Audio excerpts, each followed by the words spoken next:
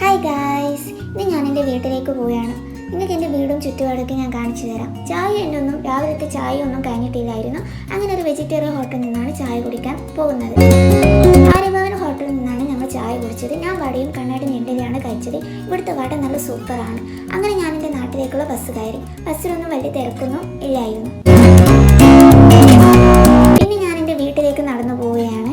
ഇവിടെ ഞാൻ എൻ്റെ വീട് ഒരു വയലിൻ്റെ അടുത്തായതുകൊണ്ട് ഇവിടെ ഫുൾ കാണാൻ പറ്റും. നിങ്ങൾക്ക് വയൽ തന്നെയായിരിക്കും. ഞാൻ നിങ്ങൾക്കൊക്കെ കാണിച്ചു തരാം. ഇവിടെ മഴക്കാലമൊക്കെ ആയാലും നിറയെ വെള്ളം കയറുന്ന ഒരു സ്ഥലമാണ്. ഇപ്പോഴാണ് റോഡിൻ്റെയും പാലത്തിൻ്റെയും പണിയൊക്കെ ഫിനിഷായത്. എൻ്റെ കല്യാണത്തോട് അടുപ്പിച്ചാണ് ഫിനിഷായത്. ആ കാണുന്നതാണ് എൻ്റെ വീട്. എന്നാൽ നമുക്ക് എൻ്റെ വീട്ടിലേക്ക് പോയാലോ? നിങ്ങൾക്ക് ഞാൻ കാണിച്ചു തരാം എൻ്റെ വീട്.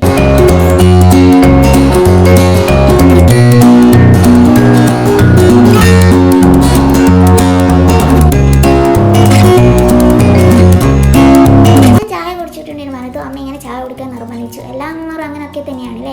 ഞാൻ പത്തലും കടലക്കറിയും കഴിച്ചു. ഇവൻ എൻ്റെ വീട്ടിലെ ഒരു പുതിയ മെമ്പറാണ്. അങ്ങനെ ഇവൻ കുറേ ആയി എന്നെ കണ്ടിട്ട്. അതിൻ്റെ എക്സൈറ്റ്മെൻറ്റിലാണ് ഈ ഇരിക്കുന്നത്. അതാണ് നിങ്ങളിപ്പം കാണുന്നത്. അങ്ങനെ എൻ്റെ വീട്ടിന് മുൻവശമൊക്കെ ഞാൻ കാണിച്ചു തരാം. കുറച്ച് ചെടികളും വാഴകളും വയലുകളൊക്കെ ഉള്ളൊരു സ്ഥലത്താണ് എൻ്റെ വീടുള്ളത്.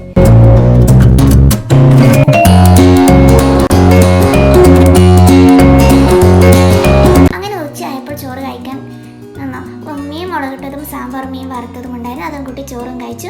TV കണ്ട് കുറച്ച് നേരം റെസ്റ്റ് എടുത്തു. പിന്നെ അമ്മയോട് സംസാരിച്ചുകൊണ്ടിരിക്കും. നേരം വൈകിപ്പോയി. അങ്ങനെ ഞാൻ പുറപ്പെട്ടു. രാത്രി പോയിട്ട് ഫുഡ് വെക്കാൻ പറ്റാത്തതുകൊണ്ട് മഹേഷേട്ടൻ്റെ കടയിൽ നിന്നും ചൂടുപുട്ടും ചിക്കൻ പൊരിച്ചതും വാങ്ങി. മഹേഷേട്ടൻ എന്തോ പ്രതികാരം ഉണ്ടെന്ന് തോന്നുന്നു. മഹേഷിൻ്റെ പ്രതികാരം.